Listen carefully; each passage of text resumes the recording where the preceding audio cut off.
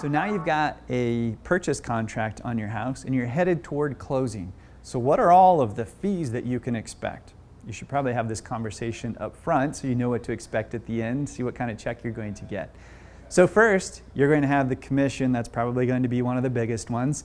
And while I can't say specifically what the commission rate is going to be, because that's something that we can't set as a standard in our industry, let's just pick a number because it's easy for me, right? 10% is an easy number to work with.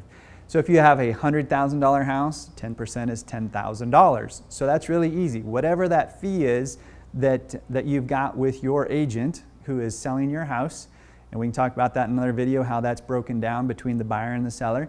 Let's just say it's 10%. What other fees are you going to have? Well, typically your home is going to be closed at a title company or a bank, and they're going to have different fees attached to paying for that time slot. Whoever pays to record the deed. You're also going to have some P-tax and some other miscellaneous fees that are in there. So those are more considered your closing costs. And then one that a lot of people forget about is property tax. And that can be a big one depending upon the value of your home and how much the property tax is. And it can be a very tricky one because our taxes are paid in arrears. It's kind of like a credit card.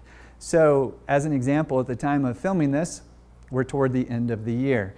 And at the end of the year, all of the taxes for this year are going to have to be paid for, right? Who is living in the house during this whole time? It's you, the seller. So you're going to have to pay for all of those when the bill comes due next year. But do you want to have to go ahead and pay that bill next year, or would you rather just be done at closing? Right. You would rather just be done, and then the buyer knows that you're going to take care of it and all those kinds of things. So what happens is, on the settlement statement, you're going to have your sale price of $100,000, subtract out the commission. This example is $10,000. I know that's a lot. I don't think I'd love to charge 10, but no one would hire me, right? But anyway, that's a big number. Then you have your closing costs that come out of there, attorney's fees and those kinds of things.